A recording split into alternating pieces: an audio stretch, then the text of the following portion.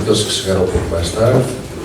Agora vamos abrir a porta ao Cordeiro, que nos vai falar sobre o destino de Portugal segundo a astrologia. O João nasceu em agosto de 1975, a casta de 75 é fantástica, até porque eu nasci em 1975. Esta é a parte. Ora bem, é falar de coisas mais sérias. Licenciado em Economia pela Universidade Nova de Lisboa em 98, a distinção. Foi bolseiro Erasmus na Suécia e em França. Trabalhou de 99 a 2003 no Instituto Nacional de Estatística, na área de rendimentos familiares e inclusão social. Paralelamente ao seu trabalho em investigação socioeconómica, dedicou-se ao estudo da astrologia, psicologia e esoterismo durante vários anos. Em 2007 criou o CEIA, Centro de Estudos e Inovação em Astrologia. A sua investigação principal segue a linha de pensamento holístico do astrofilósofo Ricardo Boudiard, sua principal referência nesta área. É membro da ISAR, International Society for Astrological Research, e também da ASPAS, Associação Portuguesa de Astrologia, do qual é também membro conselheiro. João Medeiros.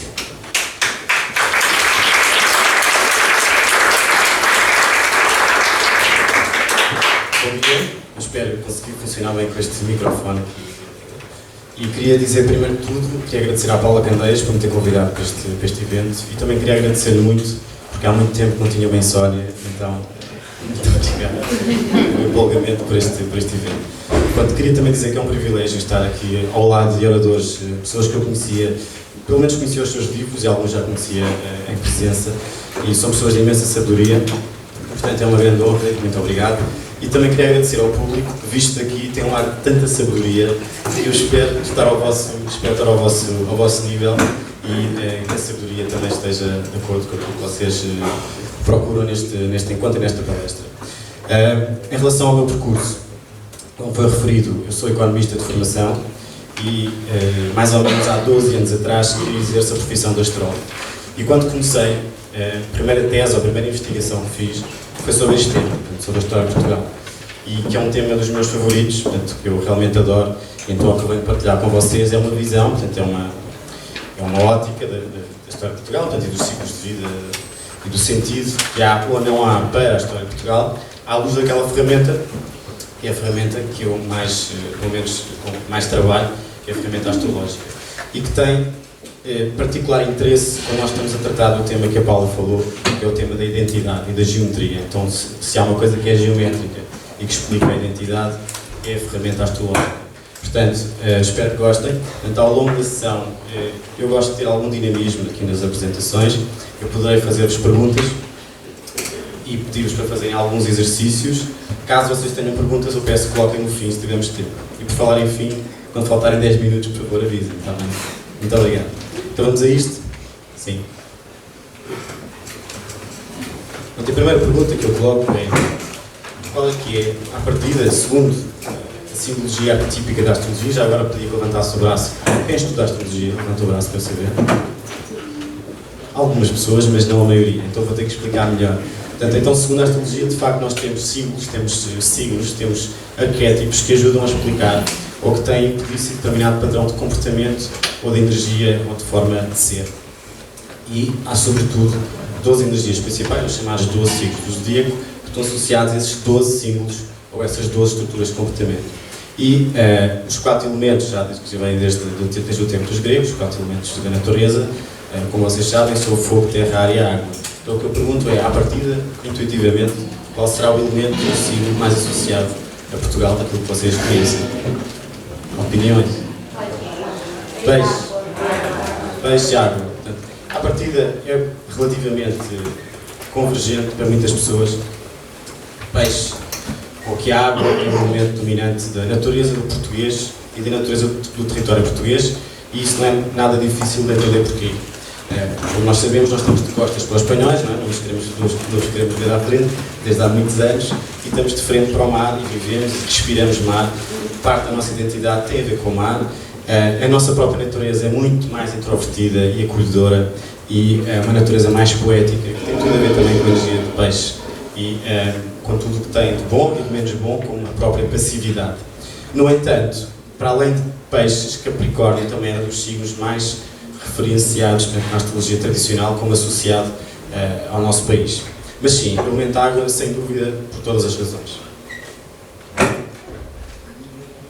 Peixes, em particular, pelo tema da religião, da universalidade, também do deixar andar, dos paradoxos constantes que habitam a identidade portuguesa. Então, faz bastante sentido que o território português e Portugal estejam mais de acordo ou em ressonância com esse próprio arquétipo. Agora, outra pergunta também um pouco polémica, que é esta. Quando nasceu Portugal? Em que ano nasceu Portugal, na vossa opinião?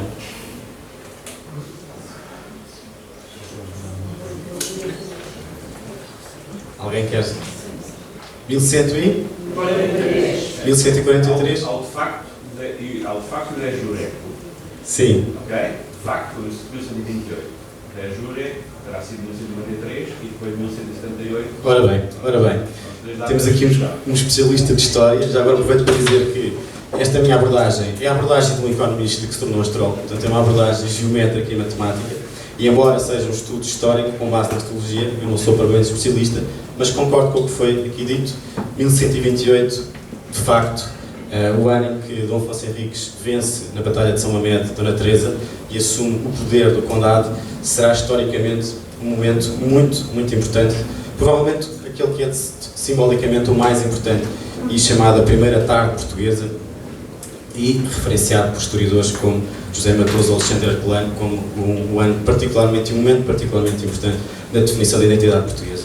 Então, temos aqui algumas imagens e um painel, inclusivamente, que está exposto no Parlamento, e a Cássio Lima, que retrata esta vitória. Em termos de mapa astrológico, este mapa foi pela primeira vez divulgado pelos astrólogos Luís Ribeiro e Helena Avelar no seu livro Astrologia Real, e, na minha opinião, dos vários mapas da identidade portuguesa, segundo a astrologia, é aquele que faz mais sentido. Eu não estou a dizer que os outros mapas não tenham também alguma ressonância ou interesse, claro que sim, mas este é aquele da minha preferência e passo a explicar porquê. Desde logo nós temos o ascendente, quem percebe da astrologia, no signo de, quem consegue ver daí? Balança, exatamente. E como muitos de vocês sabem, o ascendente tem a ver com o propósito, a missão e a aparência e, no fundo, o projeto do próprio Estado ou da própria identidade de quem está associado a este horóscopo. Então, esta identidade tem muito a ver com o quê? Com o princípio da mediação, da união, da simpatia, da união entre povos, também de uma certa intelectualidade, porque é um signo diário, e de uma certa cultura, porque Balança também tem essa componente, e particularmente interessante também o facto de termos um Sol em água, portanto o Sol que está associado também à identidade e às imagens pública que nós transmitimos para o exterior, porque está no topo do mapa, uma casa 10, portanto tem muito a ver com a questão da identidade protetora familiar e particularmente com as navegações. E também com a imagem do símbolo de Portugal, que é a imagem do escudo. Portanto, e o escudo é um símbolo também bastante caranguejo. Temos também muita energia de touro, como todos sabem, um arquétipo muito associado às comezainas, portanto, à boa vida e às patuscadas, e portanto é uma coisa que também nos caracteriza. Infelizmente também nos caracteriza uma questão que é aqui da Casa 8, dependência crónica de recursos alheios, durante toda a história de Portugal, e portanto muitas crises materiais. Há aqui um elemento um bocadinho aparentemente impressionante, que é como é que Portugal tem um planeta em Virgem, sobretudo Marte em Virgem, sendo nós tão organizados. Portanto, e a verdade é que está numa casa que é uma casa de grandes obras messiânicas e de grandes desafios, e uma casa um pouco fechada. Então este Marte em Virgem representa o lado engenheiro das navegações. O português tem as calçadas muito bem tratadas e para o impossível nós conseguimos. Para aquilo que é o básico não conseguimos, mas paciência, assim mesmo. Até um lado solucionador e engenheiro. Mas para mim, portanto, a grande magia deste tema tem a ver com aquela conjunção maravilhosa de Neptuno-Saturno no ascendente. E essa conjunção maravilhosa representa o desafio da integração entre a espiritualidade, representada por Neptuno, e a própria matéria, representada por Saturno. Então, é dos desafios maiores que alguém pode ter no mapa astrológico, e nomeadamente a identidade de um país. Mas que representa também o nosso lado um bocadinho pesado, do fado, e da culpa, e da obrigação, do sebastianismo, e do paraíso perdido, e uma certa, por vezes, indefinição e e diluição da nossa identidade em relação aos outros. Então, este é um tema que nós podemos ficar aqui o tempo todo a falar dele, mas é apenas uma amostra, está bem, como um tema importante na definição da identidade portuguesa. Ora bem, então nós podemos dizer, e não se assustem, porque assim, como viram, pessoas que percebem da astrologia, não havia nenhum planeta em peixe, não é? Então, como é que é possível o mapa do Estado português, do Reino de Portugal, não ter nenhum planeta em peixe? Na verdade, Portugal existia, ou o território existia antes da identidade portuguesa, enquanto lusitanos, enquanto celtas, enquanto romanos, enquanto árabes. Portanto, a região em si faz todo o sentido que esteja imbuída deste espírito de peixe. Mas a nação portuguesa, enquanto identidade, com esta língua, com estas fronteiras, com esta tradição, com esta autonomia, poderemos associar mais a caranguejo. Então, os dois signos têm ressonância claramente no nosso país e por razões diferentes. Portanto, não fiquem tristes quem for do signo peixe ou gostar mais de peixe como signo de Portugal, que isto não invalida a ressonância do signo peixe. Mas, de todo modo, a água como o nosso propósito curador e o nosso propósito de inspiração e também de poesia e até um pouco mágico, eu diria. Bom, mas para entender um pouco a lógica da história de Portugal, segundo a astrologia, nós temos que ter uma básica noção do que é um ciclo de vida, porque isto é mesmo elementar, crucial, para perceber o quê? A fase em que estamos agora e o que é que se passa e o que é que se pode vir a passar. Então, o que é que eu vou pedir? Vou pedir que vocês façam uma inspiração profunda, pode ser, e agora uma expiração. Tá? Pronto. Um ciclo é isto. Um ciclo da Lua, um ciclo de um planeta ou entre planetas, ou o próprio zodíaco, é nada mais nada menos do que um ciclo de inspiração e de expiração. Portanto, isto representa um ciclo de vida. Em que, na primeira metade, nós temos um ciclo crescente, ou seja, que inspiramos, fica o nosso peito cheio de ar. Chegamos à plenitude, quando os pulmões estão cheios, e depois começamos a esvaziar o ar dos pulmões. Então, isto tem uma analogia, pode ser uma analogia do ciclo da Lua, Lua nova, no início da Lua cheia, plena, como também das marés, maré vazia, maré cheia. Mas isto tem uma analogia maior com qualquer ciclo, inclusivamente com o ciclo da história de Portugal, ou com os pequenos ciclos da história de Portugal. E é importante perceber o que é que cada fase significa. Portanto, a primeira fase, sobretudo a primeira metade, é uma fase mais material, ou seja, de construção do corpo, construção da forma. Uma fase de construção da forma, de construção do corpo. Nessa fase nós temos um quarto crescente, que é uma crise, um abanão típico, por exemplo, na puberdade e de indefinição de identidade. Uma fase de conquista, uma fase de plenitude e de consciência e, por fim, essa consciência torna-se o tema do hemiciclo seguinte. Ou seja, já não adianta crescer mais fisicamente, tal como os jovens chegam mais ou menos aos 30 anos, interessa depois a ter um processo de consciência e que na prática implica melhores relacionamentos com as outras pessoas. Então isto acontece tal e qual na história de Portugal e nos diversos ciclos da história de Portugal. Com as diversas crises, crescente, minguante e a fase cheia. Mais ou menos isto. Qualquer fase crescente é uma fase de muita regalia e de força física. Por exemplo, força das tropas, força sobre outros povos. A fase minguante é uma fase tipicamente de entendimento e de protocolos e de tratados. Ok? Mais para trás? Sim, senhor. Consigo, claro que sim. A pergunta que eu coloco agora é: em que fase está Portugal? Destas 4 fases, na vossa opinião. Maturidade. Está na juventude. Quem vota na juventude, levanta o braço, por favor. 4 pessoas. Quem vota na infância? Ninguém. Quem vota na maturidade? Algumas pessoas. Quem vota na sabedoria? Então a resposta é que pelo menos metade de vocês estão certos, já explico porquê. Mas para explicar porquê, primeiro tenho que introduzir um conceito que é o conceito dos anos máximos dos planetas. Então, segundo os astrólogos mais antigos, desde há 2000 anos, cada planeta estava associado a um número máximo. Tem a ver com ciclos um pouco complexos, não vou explicar aqui, mas esses ciclos têm a ver com o prazo de validade das dinastias. Portanto, segundo os astrólogos egípcios, portanto, de Alexandria, cada dinastia, ou cada povo, ou cada estado, associado ao arquétipo planetário a que estava, teria um prazo de validade. E então, este número, que é um número de 256 anos, estava associado a muitos tratados astrológicos como o número máximo de Saturno. Então o que eu vou pedir é que, com as vossas... Peço desculpa. Portanto, vou pedir que com as vossas canetas e com as vossas cadernos, vocês façam o seguinte conta.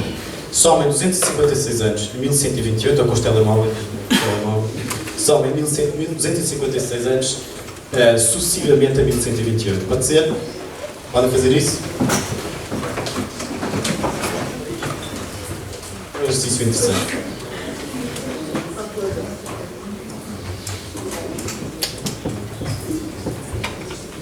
Tá? Já está, são rápidos. É um público de muita sabedoria. Então, a primeira soma dá quanto? E a segunda soma dá quanto? Ok. Bom, só por aqui, isto, para quem conhece um pouco de história, deixa-nos um bocadinho abananados, não é? Porque corresponde precisamente aos marcos da mudança de dinastia. E nos coloca questões filosóficas profundas. A primeira é como é que é possível eventos históricos aparentemente aleatórios, sem qualquer conexão ou sem qualquer controle estrutural, terem uma geometria tão precisa e que ainda por cima já era dita há centenas de anos atrás como um número importante na construção das dinastias. E é uma questão que eu deixo para vocês pensarem, mas que realmente nos faz refletir bastante sobre em que medida é que não há realmente um plano cósmico para a nossa vida pessoal, mas para algo tão colossal como a história de um povo de centenas de anos. Não é que seja uma prova da existência divina, mas é pelo menos a prova de uma geometria divina nos eventos terrestres. Então, a última soma dá quanto? 1896. E a última soma dá 2152, precisamente. Então, pelo menos até ao terceiro ciclo, temos aqui datas muito precisas, certo? 1384 corresponde a... Corresponde a... Exato. 1640.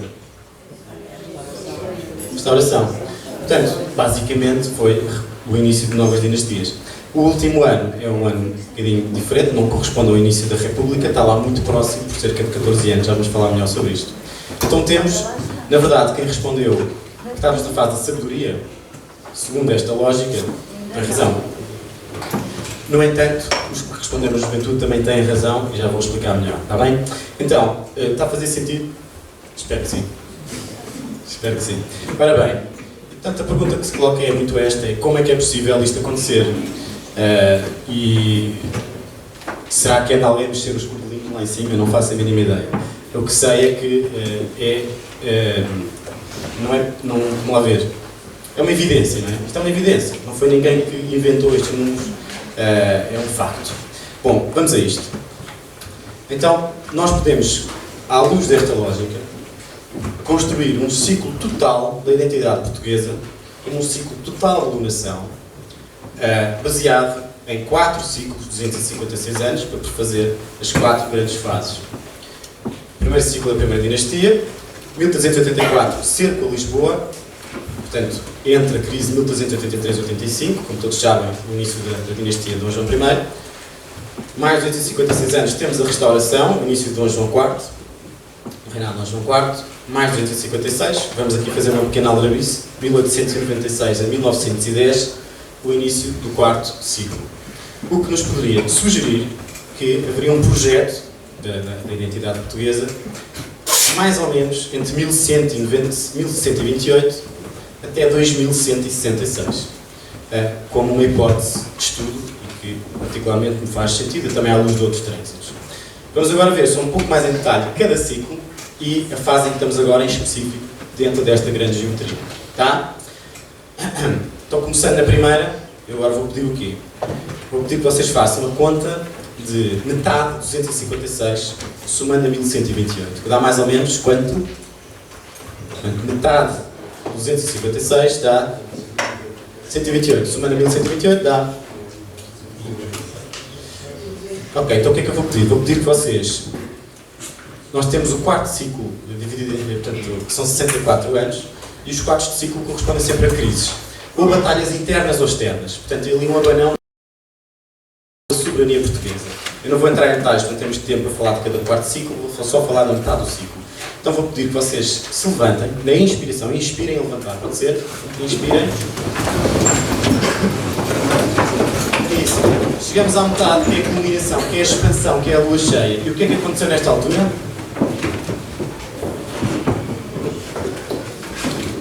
Culminação territorial, foi o quê? Exatamente, podemos sentar, muito obrigado. Foi a chegada ao Algarve, definição das fronteiras e Lisboa como capital da cidade, portanto foi o máximo da expansão física, que é o que acontece numa metade de ciclo. Ou seja, não dá para crescer mais, não dá para crescer e acrescentar mais território. O que nós temos que fazer é gerir o território, que é um atributo da segunda metade do ciclo. Gerir território, gerir alianças, estudar mais a parte, desenvolver mais a parte académica ou intelectual, como no caso do Londres, e estruturar mais a esse nível a identidade. Portanto, foi mais ou menos isso que aconteceu. Nós podemos agora só falar neste ciclo durante o tempo todo. Vamos seguir para o próximo, está bem? Pode ser? Claro. Vamos a isto. Segundo ciclo, fazendo a mesma conta, quanto é que dá a metade? Portanto, 128 mais 1284. Quem tem máquina calculadora? 1512. 1512, mais ou menos, não é? E que corresponde a que fase, da nação? O máximo de descobertas. Então vamos só, não precisamos levantar, basta só levantar um braço na inspiração. Inspira, levanta um braço. Isso, inspira, levanta um braço. Chegamos aqui ao máximo da expansão territorial. Obrigado, podem descer. Portanto, chegamos à Índia, chegamos ao Oriente e a partir daqui temos que saber gerir o território, porque é a lua cheia, é a maré cheia. E temos a segunda metade do ciclo, uma metade decrescente, uma metade minguante, mas crescente em termos de consciência, com um dos quartos de ciclo, na famosa Batalha de Alcácer-Quibir, ou muito perto. Normalmente os quartos de ciclo, sempre batalhas, guerras, crise de soberania. Tá? Avancemos então. Terceiro ciclo. Quem é que nos pode fazer a conta, o voluntário? Posso fazer das coisas? Já tenho uma máquina calculadora? Sim, excelente. Então, o que é que aconteceu perto de 1768? Em que reinados estávamos, mais ou menos? Dom José, precisamente. Então, levantamos agora o outro braço e inspiramos, se faz favor. Inspira. Isso mesmo. Então, quer se queira, quer não. Foi uma roubada de cheiro, muito obrigado. Quer se queira, quer não, é uma fase de modernização a vários níveis do poder, do poder do Estado e da modernização também após o terremoto de 1755. Foi um dos reinados mais importantes em todo este grande ciclo. E depois temos a fase decrescente, com outros tipos de dinâmicas e de guerras internas, inclusive entre os absolutistas e liberais, e depois a crise do Brasil, e vamos ver com um pouco mais atenção. Mas enfim, temos aqui o terceiro ciclo, que é o ciclo da maturidade, que em comparação com os outros ciclos não é tão dinâmico, porque já estamos na segunda metade decrescente da própria nação. E fazemos agora as mesmas contas, mas um bocadinho diferentes, que é somar um quarto ciclo a estas datas, 1896 e 1910. Quanto é que dá? 64 mais 1896 e mais 1910. 1960 e? Também não tem nada a ver com a história de Portugal, certo? Estes valores não têm nada a ver, não fazem sentido nenhum na história de Portugal. Esta geometria cósmica da identidade portuguesa é um pouco estranha, não é? Portanto, como todos sabem, correspondeu ao início da Guerra Colonial e à crise ao 25 de Abril, que marcou, e agora aqueles que responderam há pouco, juventude, por isso é que estão certos, a juventude da República. Portanto, no ciclo geral estamos na velhice, já temos mais ou menos, se fôssemos uma pessoa de 70 anos, mas em termos do ciclo da República temos para aí 26, 27 anos. E portanto, o que é que está a acontecer? Estamos a libertar-nos da mesada dos pais e ter que trabalhar muito para ganhar a nossa própria autonomia, a nossa própria independência. E então, o máximo do ciclo é 2024, 2038, que será uma culminação em termos das nossas infraestruturas, das estradas, das estradas acho que já estão todas mais ou menos, dos aeroportos e outras infraestruturas físicas, mas também em termos culturais. Irei falar um pouco disto melhor daqui para a frente, está bem? Mas pronto, nós estamos a caminhar para o auge de um ciclo que por si é um ciclo mais de sabedoria do que propriamente conquista material. Portanto, é um ciclo mais científico e filosófico.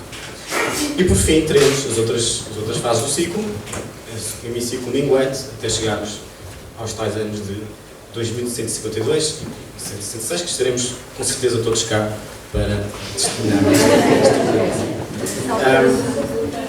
Ok, então, resumindo, como país, sim, estamos numa fase de sabedoria. E, portanto, não nos podemos aventurar em grandes conquistas de outros territórios ou de outros povos, mas sim, estamos numa fase de juventude, na estruturação dessa mesma identidade mais realista e mais experiente e de avô dos outros povos e não de pai dos outros povos. Vejamos então o ciclo completo, para termos uma ideia de como isto funciona. E então nós podemos associar neste ciclo de lunação, este ciclo completo, ao ciclo arquetípico primordial da astrologia, que é o ciclo dos 12 signos. E então vamos ver que a cada fase também está associado um signo. Não sei se estão a compreender o que é que fizemos agora, não é? Ou seja, cada ciclo nós colocamos agora no quarto ciclo. E estamos a ver o ciclo global da história de Portugal, como um mapa, tá? Então, vou pedir agora só às pessoas do signo Carneiro, Touro e Gêmeos para se levantar. Pode ser? Já agora para sabermos. Excelentes signos, hein? Excelentes. Então, nós temos na fase de Carneiro, nós tivemos o quê? De 128 a 1830. Tivemos um rei conquistador, tivemos a luta a independência por Dom Afonso Henriques, certo? Na fase de Touro, tivemos o povoamento, a construção, o lavradio, com alguns reis com um nome muito interessante associado a Touro, como o lavrador, na verdade, e também o gordo, peço desculpa. E finalmente temos Gêmeos, associado mais ao reino de Dom Dinis, portanto, já há uma cultura e dinâmicas diferentes em termos de intrigas na corte. Ok? Podem sentar, muito obrigado. Portanto, temos também uma associação de cada signo ao ciclo global da história de Portugal. Vou pedir agora caranguejos, leão e virgens, pessoas deste signo, que se levantem, pode ser. Não desfazendo, estes são os melhores. Porque um deles é o meu. Não vou dizer qual é, mas um deles é o meu. Então nós temos em caranguejos a fase 1884-1469. Caranguejos, como sabem, é um signo de elemento água e uma água cardinal, uma água de impulsão. Então o que é que aconteceu nesta fase? A expansão das águas, certo? Quando os navios começaram a descobrir novos territórios, o que tem muito a ver com a simbologia. Leão correspondeu à fase de 1469-1555, ou apogeu manuelino, ou apogeu das descobertas. Como sabem, o Leão prima bastante pelo seu orgulho, pela sua exuberância e protagonismo de liderança. E finalmente temos uma fase um bocadinho menos positiva, que é a fase de Virgem, a chamada fase estéril, que foi a fase de subserviência aos Filipos. Ok? Podem sentar, obrigado. Apesar de tudo, este último era o melhor signo. Bom, vou pedir agora as pessoas de Balança, Escorpião, porque assim fica mais dinâmico. Balança, Escorpião, Sagitário, que se vai. Estes também são excelentes signos. Então, o que é que aconteceu nesta primeira fase, 1640 a 1755?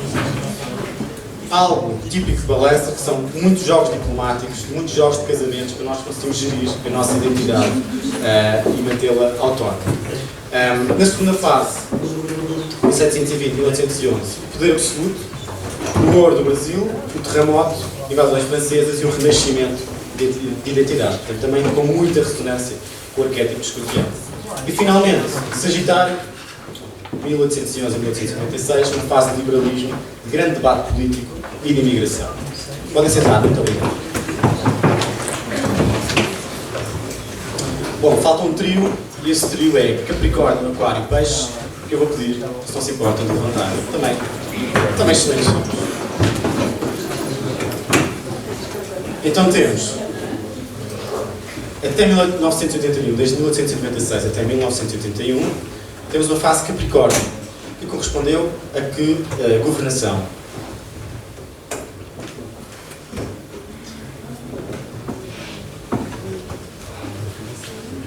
Quer dizer, em média, a maior parte do tempo. Coincidiu com a instauração da República e com o governo de Salazar, e portanto com algum conservadorismo, alguma reforma industrial.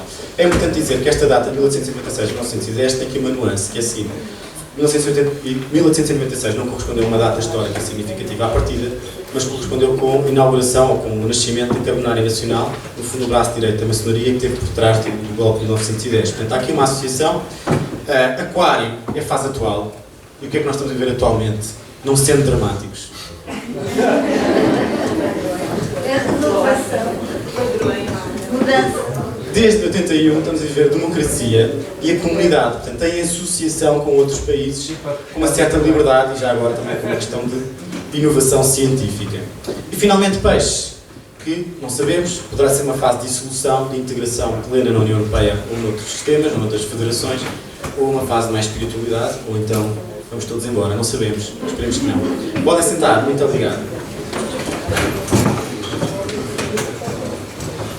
Portanto, nós temos, na verdade, um ciclo global da história de Portugal que corresponde ou que encaixa muito bem com todos os arquétipos zodiacais e com dados e com ciclos planetários já falados de pelo menos 1000 anos antes de sequer Portugal existir, o que nos dá muito que pensar e que estudar. Isto poderia simplesmente corresponder, bom, estamos velhinhos, não há nada a fazer, é uma nação já de muita história, muito conhecimento, mas ainda anda assim um bocado lentamente, já não pode fazer grandes voos, certo? Não. Não é bem assim. Porque esta é a fase de maior sabedoria. E porque nós temos um património cultural extremamente importante, ao qual, por vezes, não damos muita importância devido a toda a carga mais infantil a que está associado, mas que é um património, em termos psicológicos, extremamente interessante, que tem a ver com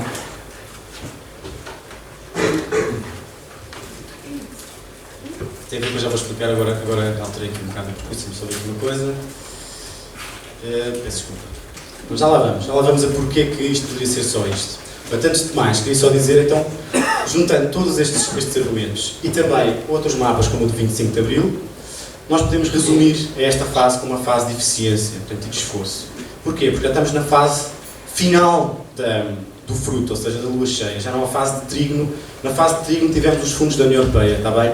Já não estamos na fase de trígono, estamos na fase de esforço, de consciência. Também uma fase de imigração, porque Aquário também é um signo de ir para fora, e há muitas pessoas de Aquário também imigrantes, mas é um signo sobretudo também de comunicação para o exterior e de exportação. Portanto, eu aqui, para explicar isto, tinha que apresentar o mapa do 25 de Abril, se tivermos tempo podemos dar um toque, mas queria só fazer aqui o resumo do mais importante. E, portanto, há uma primeira impulso, que é um impulso de descobertas para fora, ou seja, de imigração, de exportação dos nossos produtos e valorização dos nossos produtos. Mas também o contrário, ou seja, nós sabemos receber melhor os estrangeiros, fazermos eventos, fazermos espetáculos e temos mais eventos educativos, como por exemplo este. Então, tornar Portugal um palco artístico, político, científico, educativo, cultural.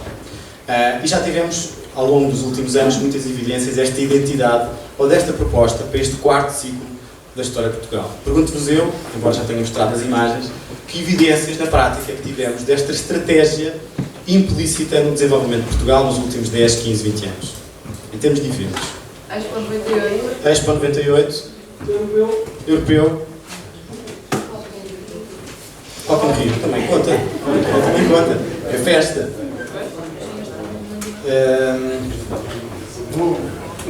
Ora bem, temos diversos eventos, como o Tratado de Lisboa, o Euro 2004, o Rock in Rio, o Expo 98, agora festivais e campeonatos de surf. E, não sei se sabem, Portugal é um dos países com mais festivais de música de verão na Europa toda, o que é também muito interessante. Então há aqui, de facto, uma identidade de partilha cultural a múltiplos níveis, não só em termos científicos, como em termos políticos, artísticos e noutros campos. Pronto, as conclusões menos óbvias, onde eu queria chegar há pouco, era que isto é muito giro, tudo bem, então, mas não há assim mais nada de extraordinário. Portanto, e a verdade é que existe, na minha opinião, algo um pouco mais extraordinário, aqui implícito neste tema, e que tem a ver com o tal património que eu falava há pouco, o tal património um pouco infantil, da forma como o interpretarmos, mas importante, que é do mito sebastiânico. Que, curiosamente, Dom Sebastião era dos poucos reis dos quais se sabia a hora de nascimento, o mapa de nascimento exato. Portanto, ele nasceu, ele é duplo aquário, ou seja, ascendente e sol aquário, embora a viver uma fase nada apropriada a aquário, que era a fase virgem. Então ele fez tudo ao contrário daquilo que deveria ter sido feito naquela altura. Que deveria ter sido feito gestão do território e não expansão material. Curiosamente, estamos em que fase da história de Portugal? segundo este modelo, claro, que vocês levam a entenderem, mas que eu acho que faz bastante sentido. Estamos em que fase? Sim, mas em termos de signo, estamos em que fase? Este, que é o signo de Aquário. Ok? Então, o duplo aquariano, o mito sebastiânico, poderá estar associado a esta fase em específico, 1980 a 2080. E como sabem, o mito conta a lenda, o arquétipo, que tem a ver com o ressurgimento da autoestima nacional a partir de alguma individualidade que nos possa catapultar para essa consciência e para cumprir os verdadeiros descobrimentos. Então, a verdade é que, na minha opinião, pelo menos, o sebastianismo já está a acontecer. Poderemos não conseguir olhar e compreender totalmente, mas já estará a acontecer uma espécie de movimento sebastiânico. Mas, na verdade, o Dom Sebastião, e peço desculpa agora, espero não chocar ninguém com o que vou dizer, porque pode ser chocante para algumas pessoas, sobretudo pessoas da área da cultura, o Dom Sebastião já regressou.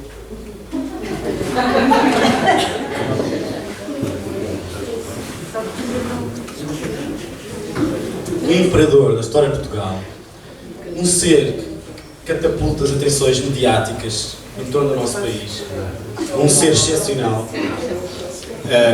já apareceu e já está a reinar.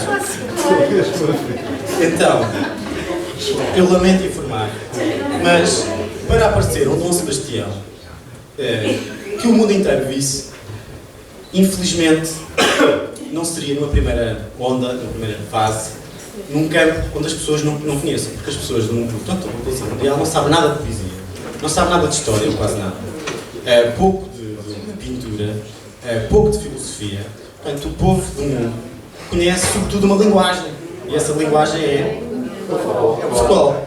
Portanto, a aparecer um primeiro arauto do sebastianismo, faz sentido que fosse num campo que tivesse todos os holofotes em cima e que, quando ele fosse considerado um ser extraordinário em termos de competência.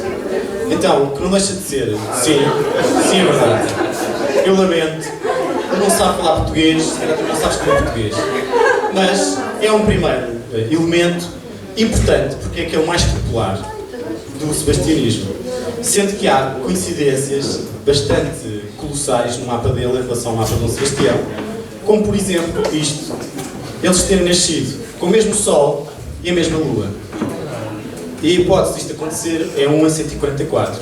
A hipótese de aparecer um Dom Sebastião aos 24 anos, coroado Imperador Mundial, na mesma idade que o Dom Sebastião faleceu, foram aos 24 anos, também desafia muitas probabilidades. Então, sejamos um pouco sensatos. Sejamos sensatos. Faz algum sentido que, a haver um mito redentor da pátria, tivesse que aparecer algum ser de eleição numa área que, por si, é muito vista, portanto, é muito visível. E tinha que ser o melhor, portanto, tinha que simbolizar o que representa o sebastianismo. E podem perguntar a vocês, eu peço que perguntem em voz alta, João, afinal o que representa o sebastianismo? Pode ser? Pergunta lá, 1, 2, 3.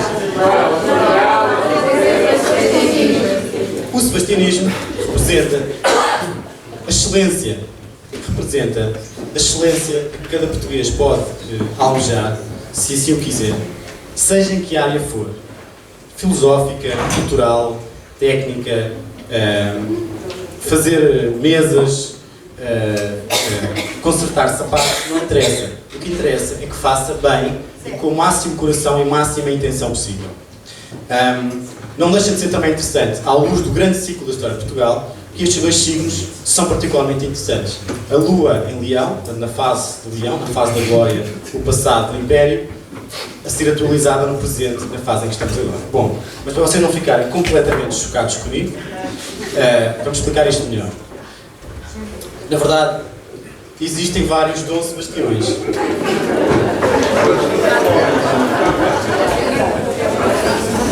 Imagino que a Maria Flávia pode estar a pensar em mim neste momento.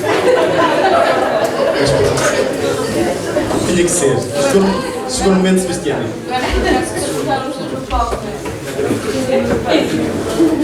Então, na verdade, nós temos que adaptar este mito a outra escala, que não só futebolística, como é notório, não é? Então, esta é apenas uma dimensão de Dom Sebastiões, ou de seres de excelência, ou seja, génios da casta portuguesa, e que é suposto ajudar a contribuir para um mundo mais positivo.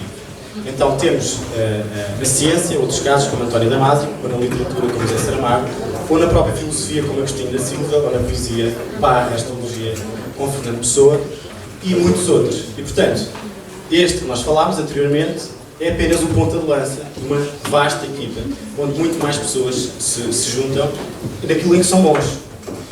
Uma pessoa que seja boa a consertar carros, ser português, a ideia é que faça tudo com todo o coração e o melhor conseguir. Se por acaso tiver um prémio internacional, isso seria interessante, mas não é preciso. Portanto, o que é preciso é nós percebermos que sem trabalho não vamos lá e que temos, devido à nossa gênese, uma certa diversidade de valências, por exemplo, temos facilmente nos aculturarmos a outras pessoas, a outros povos, e que nos ajudam neste caminho. Está bem?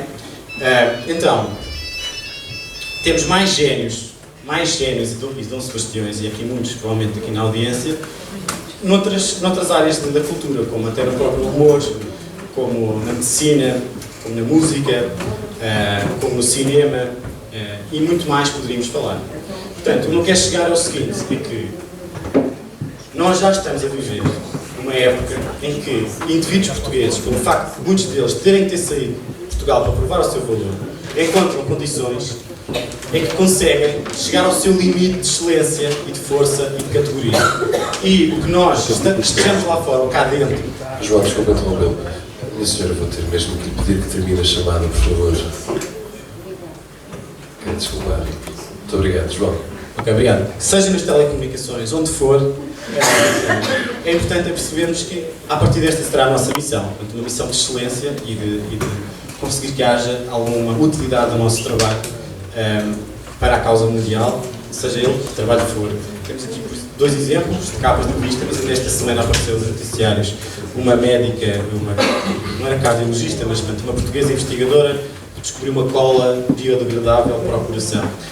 Outro exemplo de que investigadores portugueses podem chegar, de facto, bastante longe e que existe essa natureza de genialidade que, os descobrimentos já estava implícita pela ideia original de redefinir o mundo pelas navegações.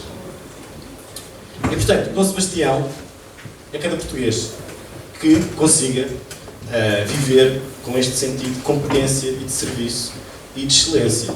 Portanto, o Cristiano Ronaldo, o futebolista, é um exemplo muito interessante, porque ele vive num mundo de altíssima competição e consegue resultados extraordinários. Mas é um exemplo daquilo que portugueses podem ser noutros domínios que já está em curso, em meu entender. Bom, falta aqui um nono E, já falámos de vários E's, e esse nono E também não é negligenciável. E porque tem a ver com o maior desafio da humanidade neste momento, e que poderá ter algum contributo português à luz deste raciocínio. Então, resumindo, Portugal pode e deve ser um palco de convergências librianas, portanto, convergências a nível da política, da ciência, da arte, uma sala de espetáculos mundial, e também um campo, um território particularmente fértil para estas chamadas áreas do desenvolvimento espiritual e do desenvolvimento pessoal e da espiritualidade. Não sei se vocês reparam, mas a quantidade de clínicas de Reiki, de clínicas de PNL e de coaching que nascem em Lisboa é realmente incrível. E o povo português tem uma certa apetência para estas áreas também. Portanto, o meu último apontamento é sobre este último E. E que tem também a ver com o papel da astrologia. Temos também por aqui puxar a brasa à nossa sardinha e lembrar que também temos esta referência de Pessoa, portanto, a referência das navegações que utilizavam as estrelas para chegar ao seu destino. Temos o nosso poeta mais conhecido, um astrólogo, e que várias vezes enfatizou a importância da hora do horóscopo para a nossa própria mensagem para o mundo. Então, aquilo em que eu acredito é que nós, enquanto portugueses, seja na medicina, na física, na psicologia ou noutras áreas, podemos e devemos, ou até nesta própria astrologia, podemos e devemos contribuir para o maior desafio da humanidade neste momento e ajudar a reunir o mundo de novo de tal ordem a necessidade que isso aconteça.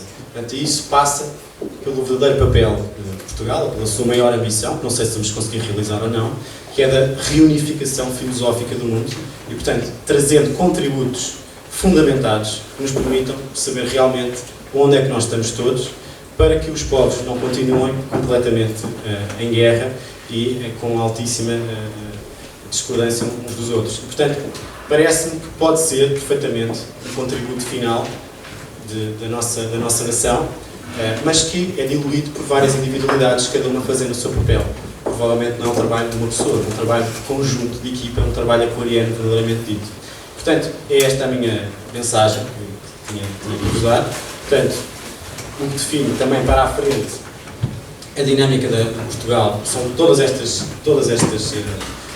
dinâmicas de eficiência, de exportação, de imigração, de estrangeiros, de eventos, de espetáculos, de educação, de excelência, mas, faltando o último E, não negligenciável, como eu referi, que é o E da espiritualidade. João, desde que 10 minutos. Já estou a acabar. Já estou bem no fim. Desde que fundamentada e aplicada, isto é, como dizia há pouco a Paula, de conseguir manifestar na forma a essência, o espírito da matéria, não podemos encarar isto como algo, apenas como uma teoria que nós lemos nos livros. Tem que ser algo que seja aplicado diariamente, seja no relacionamento ético com os próximos, seja nos nossos próprios hábitos de saúde e de trabalho e de organização. Portanto, tem que ser algo fundamentado em termos de conhecimento científico e filosófico, mas posto em prática no nosso dia a dia. Portanto, basicamente, era esta mensagem que eu tinha para deixar. Lá está a tese que eu referi no início, está neste livro, se depois quiserem ver sobre ele. E era isto. Muito obrigado.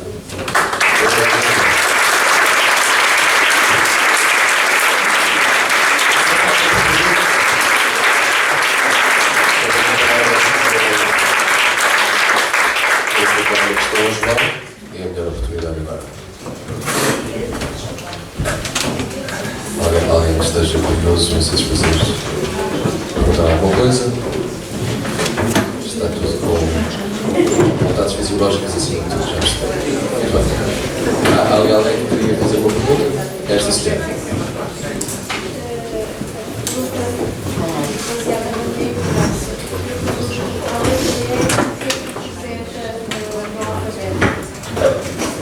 É uma boa pergunta para colocar à Paula, quando ela falou das constelações associadas às letras.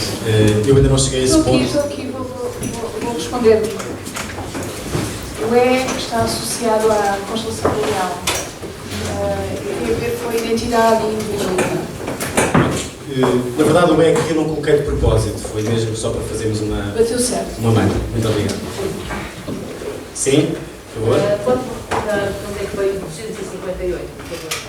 256. 56. Pronto, segundo muitos livros da astrologia tradicional, os planetas, os 7 clássicos, estavam associados a vários ciclos. Portanto, e o ciclo maior, no caso, por exemplo, do Sol era 1000 e tal anos, no caso de Mercúrio era 400 e tal anos, não sei de cor, e o de Saturno era 256. Pelo menos aparecem muitos livros com 256. E era associado com o prazo de validade das dinastias, ou seja, se um país tivesse ressonância com, por exemplo, do Júpiter, teria à partida ciclos de, imaginemos, 345, não me lembro de cor, mas anos. E no caso de Saturno, este número corresponde a 4, à potência de 4, se bem que há aqui também outras questões, há quem diga que houve também aqui, porque o ciclo sinódico em particular é 265, portanto há aqui algumas dúvidas sobre, mas pronto, o 256 estava referenciado, fosse um erro de tradução ou não, e o que é facto é que corresponde ao ciclo da história. Há bocadinho também nos perguntou, fazia um pequeno parênteses sobre a pequena entrevista de 14 anos para chegar... Exatamente. Portanto, para sermos rigorosos, 1640 mais 256 dá 1896. Exatamente. Não dá 1910. Mas os outros 3 ciclos correspondem exatamente ao ano da redefinição da identidade. E, portanto, eu acho que nós temos que dar algum desconto, em termos geométricos, a esta fase de redefinição da quarto ciclo, e que eu considero que o embrião é 1896 e 1910. Mas é isso. Mais alguém? Ficamos por aqui. Há mais uma questão para acabar. Será mesmo a última, está bem?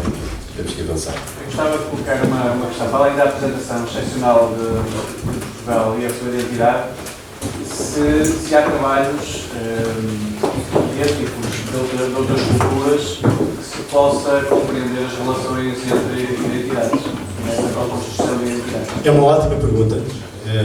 Que eu saiba, não. Que eu conheça, ainda não vi nenhum estudo sobre outras histórias de outros países e que correspondem. Por exemplo, na China faz sentido que esteja mais associado a um ciclo de 1000 anos. Mas eu não conheço estudos que tenham esta abordagem para outros países. Acho que era interessante conhecer, muito mesmo. A França e para a Alemanha? Ok. Temos o Manuel Vamos ao real, para a França, é um clássico desconhecido em Portugal, praticamente, e da Alemanha, o mesmo Gastão Rangel, a Alemanha é um pouco mandatário, um Estado, nós, Portugal, mas eles trabalham naquilo que é, digamos, o núcleo da Alemanha tradicional. E lutou rigorosamente por simplesmente não me recordo quais são, mas não são exatamente estes. São outros. Tem aqui o Manuel Gendra que pode dar depois aqui as referências. Muito obrigado pela partilha. Vamos ter terminado então. Okay. João, muito obrigado. Muito obrigado. João Danjo.